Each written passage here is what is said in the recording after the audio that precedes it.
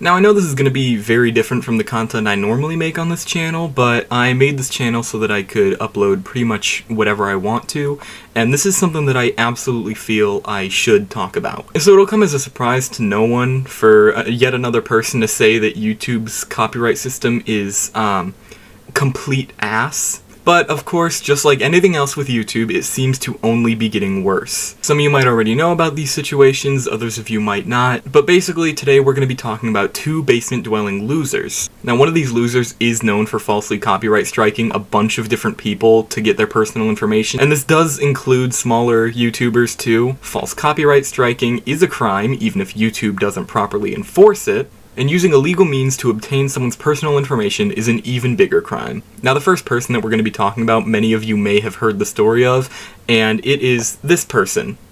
I'm not even going to try to pronounce their name. I have no idea how to pronounce it.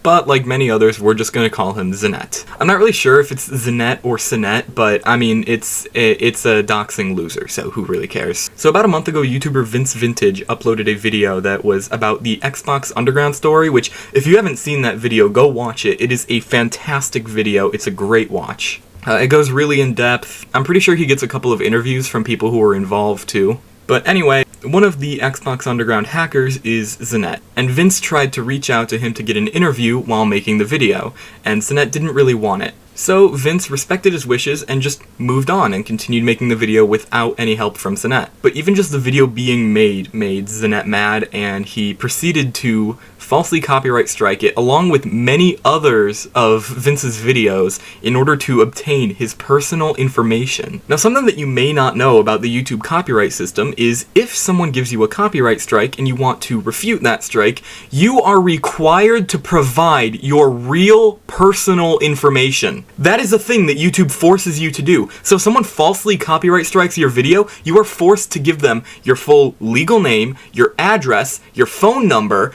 and whatever else YouTube determines you have to give to them. Now, I don't think that it takes a rocket science to figure out that this system is unbelievably stupid. Copyright strikes, not only do they take down the video, but if you get 3 of them, your entire channel will be deleted. Your account will be banned from YouTube. So it's either lose your entire YouTube channel or give up your personal information to whatever idiot decides that they want it. I can't believe YouTube, multi-billion-dollar company backed by Google, another multi-billion-dollar company, doesn't have the time and resources to make a copyright system that is actually good and actually protects its users that are the only reason it's able to function as a platform. And this situation is the perfect example of that. Zenet has been stalking and harassing Vince for the past month since the video was uploaded. He has falsely copyright struck multiple of Vince's biggest videos just to get his address, full name, and everything. Luckily, Vince had the resources to make this not as bad as it could have been, because instead of giving his personal address, Vince hired a copyright attorney, and they ended up using that attorney's address on the form, but Vince still had to use his full legal government name. But even still, the situation got bad enough that Vince and his fiancée still had to move to a new house. And to think this could have been prevented if YouTube's copyright system wasn't turbo-ass. Now, Vince hired a private investigator to look into Zenet so that he can also get some stuff to fire back with, use for a potential court case. No, actually a definite court case, and get some information on his side too. And what that private investigator found out is that Zenet is a 37-year-old living completely rent-free at his uncle's house with no job. So basically, he has all the time in the world just to be a loser creep and go after Vince. Of course, this isn't even close to the full story. Zenet even starts harassing Vince's fiancée. But if you want that full story, I'm going to have Vince's video on it linked in the description. Go watch it, go support Vince, do whatever you can to help fight back. The next basement dweller we're going to be talking about is a YouTuber called Sideice. Now, Sideice is definitely something different. I'm going to have a full in-depth video by Gwamgo in the description of this video, so please go watch that as well. Now, Sideice, Now, both of these people absolutely suck, but I would argue that this one is way worse. Because this creepy loser is targeting multiple people for the smallest things, sometimes even seemingly just completely at random, trying to destroy their careers, getting many of their personal information, was previously the leader of a doxing ring, and even tried to get another YouTuber killed. Now, Side Ice used to be a short spamming clickbait YouTuber just to blow up his channel and suck whatever little bit of clout he could out of the algorithm, but that itself isn't what led to this whole situation. Now, where the situation really starts is when Side Ice started making a bunch of videos